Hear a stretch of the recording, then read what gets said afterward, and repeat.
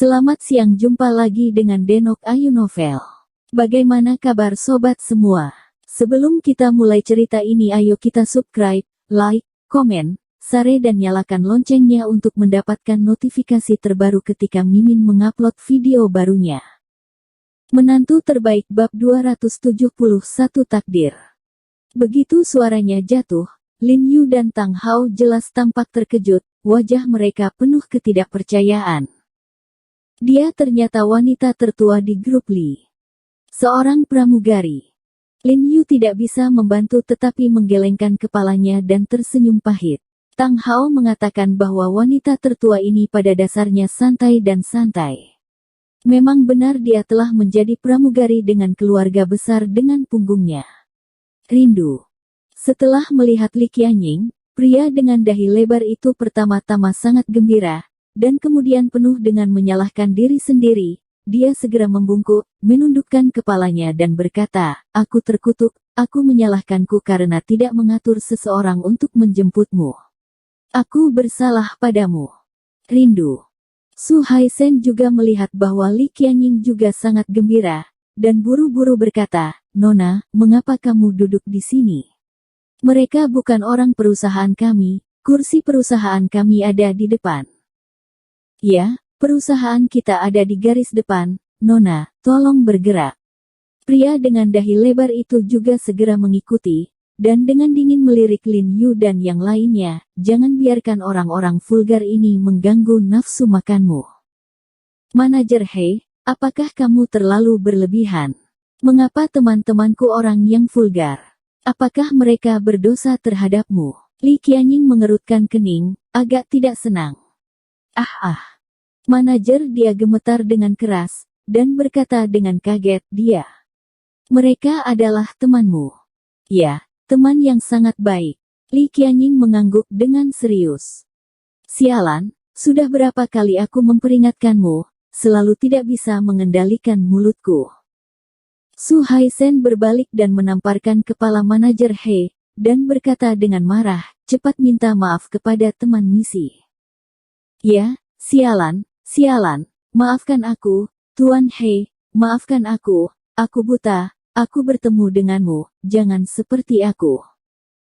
Manajer, dia gemetar ketakutan, dan air mata keluar. Dia telah bekerja keras selama lebih dari 1 dekade dan menjadi manajer proyek grup Li, dengan gaji tahunan puluhan juta.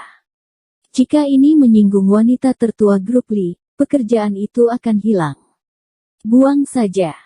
Lupakan, Manajer He, aku tidak memasukkannya ke dalam hati. Aku harap kamu akan baik dan sopan di masa depan. Lin Yu melambaikan tangannya padanya, menunjukkan bahwa itu baik-baik saja. Ya, saya ingin mengikuti ajaran Tuan He." Manajer, dia mengangguk setuju. "Nona, Tuan He, jangan akrab dengannya. Orang-orang di tim Anda dimanjakan oleh saya dan mengandalkan saya. Silakan datang dan duduklah di meja di depan. Saya akan bersulang kepada Tuan He untuk meminta maaf." Su Haisen sangat baik, dan tersenyum meminta maaf. "Tidak, Tuan Su, saya hanya perlu duduk bersama perusahaan kami di meja ini." Lin Yu melambaikan tangannya, dan dengan bijaksana menolak.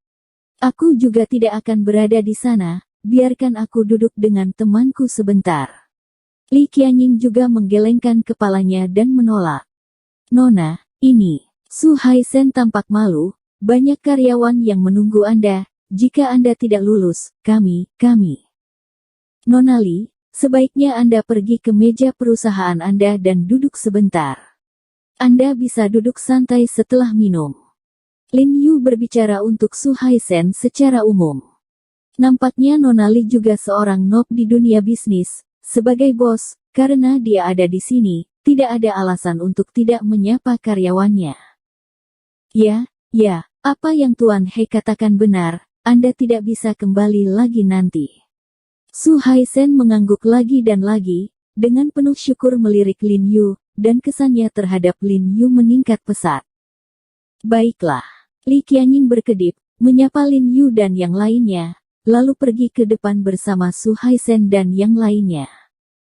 "Oh, Seharusnya aku mengira dia adalah keluarga Nona Li. Li Qianjue dan Li Qianying, sedekat apa namanya? Tang Hao berseru agak tiba-tiba. Li Qianhao.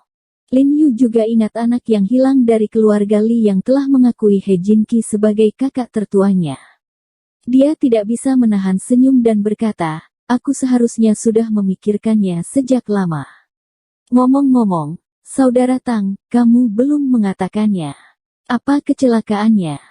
Baru tahun ini, ada kecelakaan mobil dan saya menjadi sayur. Tang Hao menggelengkan kepalanya dan menghela nafas. Awalnya generasi baru keluarga Li yang paling menjanjikan, tapi sayang. Saya dulu setenar Chu Yunxi dan Zhang Yihong. Orang-orang, hanya sedikit orang yang menyebutkannya sekarang. Vegetatif. Lin Yu mengangkat alisnya dan sangat sensitif terhadap istilah ini. Bagaimanapun, tubuh tempat dia tinggal juga merupakan sayuran. Untuk orang seperti dia, kecelakaan mobil pasti agak aneh kan? Tanya Lin Yu penasaran. Tang Hao melihat sekeliling dan merendahkan suaranya, Tuan He, apa yang Anda katakan adalah benar. Semua orang tahu bahwa ada masalah dengan kecelakaan mobil ini. Beberapa orang mengatakan bahwa Wan Jia yang melakukannya, dan beberapa orang mengatakan itu adalah Chu Yun. Ada pendapat berbeda tentang apa yang Si lakukan, dan saya tidak tahu mana yang benar dan mana yang salah. Chu Yunxi. Lin Yu mengerutkan kening, cukup terkejut, tetapi setelah berpikir lagi, perut Chu Xilian berputar-putar. Chu Yunxi ini pasti tidak jauh lebih baik, tetapi sangat mungkin untuk membuatnya. Apa yang kamu bicarakan? Li Qianying kembali setelah bersulang kepada sekelompok karyawan, dan bertanya sambil tersenyum sambil bersandar di kursi untuk duduk. Oh, kami. Sebelum Lin Yu selesai berbicara, dia terkejut, matanya tertarik oleh pergelangan tangan putih Li Qianying. Tepatnya, dia tertarik dengan gelang perak di pergelangan tangannya. Gelang di tangannya sangat tipis, melingkari tangannya 4 atau 5 kali, dan sepertinya ada sesuatu yang terukir di gelang itu. Ada apa? Melihat Lin Yu menatap gelangnya dengan bingung, Li Qianying tiba-tiba sedikit bingung. Nona Li, bisakah kamu tunjukkan gelang di tanganmu? Kata Lin Yu buru-buru. Tentu saja. Li Qianying tersenyum, lalu meraih Lin Yu, bolehkah melihatnya seperti ini? Ibuku tidak mengizinkanku mengambil gelang ini. Aku akan memakainya saat aku tidur atau mandi. Tang Hao dan yang lainnya tidak bisa tidak bertanya-tanya, bukankah itu hanya gelang perak, apakah itu harta karun? Lin Yu meraih tangan Li Qianying, memandangi kalung di tangannya, dan tidak bisa tidak bergumam pada karakter kecil yang terukir di atasnya, surga memiliki surga, bumi memiliki bumi, cerdas dan jujur, tidak memihak dan tidak egois. Tebas kejahatan dan singkirkan kejahatan, kurangi kesulitan dan keamanan, seperti dewa dan kemarahan yang kering, serta debu dan abu. Setelah membacanya, Lin Yu terkejut, dan bergumam, menekan pesona jahat. Li Qianying memandang Lin Yu dengan rasa ingin tahu, tidak dapat memahami apa yang dia baca. Lin Yu membalik gelang di tangannya lagi, dan terus bergumam, naga hijau ada di sebelah kiriku, harimau putih di sebelah kananku, burung merah terang melindungiku di depan, basal berdiri di belakangku, 4 penjuru dan 4 dewa menjagaku dalam bentuk aslinya, Kisha itu adalah dewa yang galak, berani mendekatiku. 7 jimat jahat. Apa yang kamu baca? Apakah itu sesuatu yang terukir di gelangku? Li Qianying bertanya dengan rasa ingin tahu, dia tidak berharap Lin Yu mengenali beberapa karakter yang terukir di gelangnya. Tuan He, apa yang kamu bicarakan? Mengapa kamu membicarakannya? Tang Hao tidak bisa menahan diri untuk tidak bertanya dengan rasa ingin tahu. Lin Yu mengabaikan mereka berdua, memegang tangan Li Qianying dan membalik gelangnya lagi, dan melihat bahwa tidak ada kata lain di gelang itu, dia melepaskan tangannya. Li Qianying mencabut telapak tangan putihnya dengan suhu tubuh Lin Yu, jari-jarinya dipegang dengan lembut, dan sedikit rona merah melintas di wajahnya. Mantra ganda plus tubuh. Apa maksudmu? Lin Yu mengerutkan kening dan mencari kenangan di benaknya. Tiba-tiba, kulitnya berubah, dan dia tiba-tiba berbalik dan melihat Li Qianying dengan heran dan berkata, Zhen Xiechong Zhan Qixia, kamu menyedihkan. Apakah kamu juga tahu macan kumbang? Li Qianying sedikit terkejut saat mendengar kata-kata Lin Yu. Lin Yu mengangguk lembut, senyum pahit melintas di wajahnya, dan dia berhenti berbicara karena dia benar-benar tidak tahu harus berkata apa.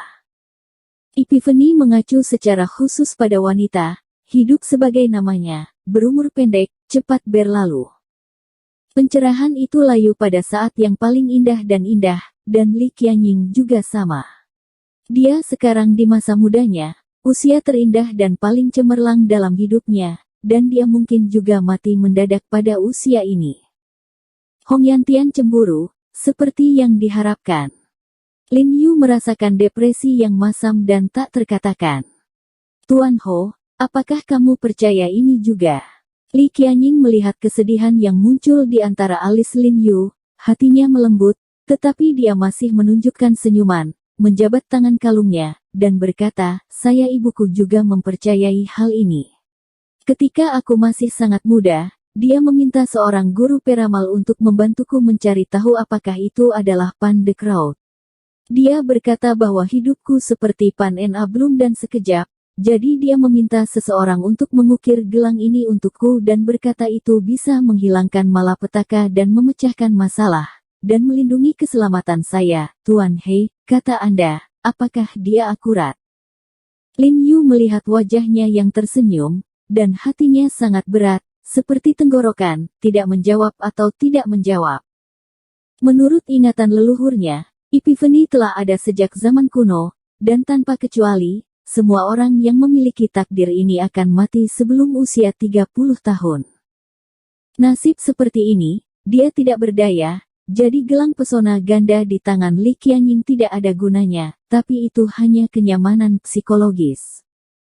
Setelah mendengar kata-kata Li Qianying, orang-orang di meja tidak bisa membantu tetapi terlihat membosankan, mereka saling memandang seolah-olah mereka percaya atau tidak. Apakah yang disebut takdir ini benar-benar begitu kuat? Melihat Lin Yu tidak berbicara, Li Qianying tersenyum ringan, dan berkata dengan sangat bebas, Tuan He, mengapa kamu begitu serius?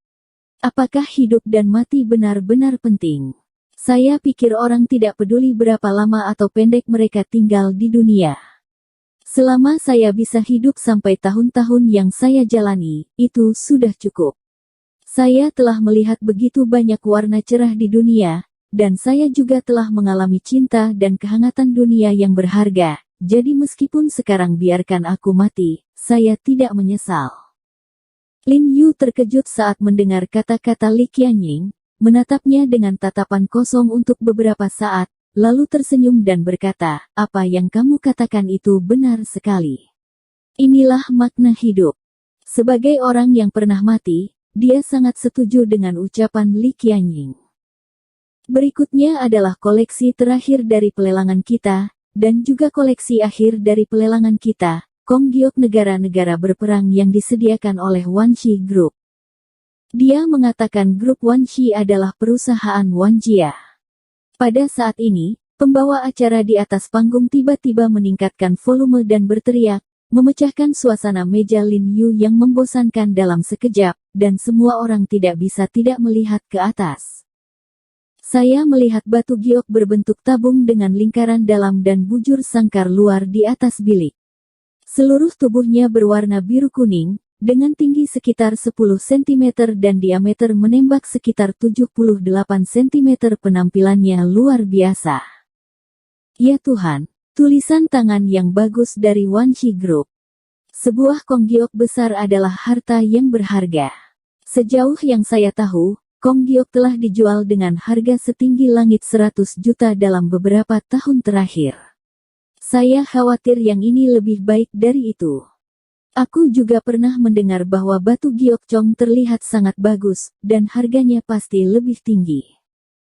Saya harus mengatakan bahwa orang selamanya adalah kelompok besar, dan lelang amal dadakan seperti itu bahkan bersedia menghasilkan hal-hal berharga seperti itu, yang menunjukkan kekuatan mereka. Para bos dan eksekutif senior dari perusahaan berikut tidak bisa tidak mengagumi mereka. Ini hanya sumbangan amal. Hanya sedikit darah untuk menyenangkan Kementerian Perdagangan. Saya tidak menyangka Wan Jia akan mewujudkan hal yang nyata. Ini adalah bantuan yang besar. Benar-benar keluarga besar. Tuan rumah, apa yang baru saja Anda katakan salah? Sekretaris Lan tiba-tiba berteriak kepada pembawa acara, lalu melirik ke arah Lin Yu, dan berkata, mengapa giok ini menjadi penutup akhir?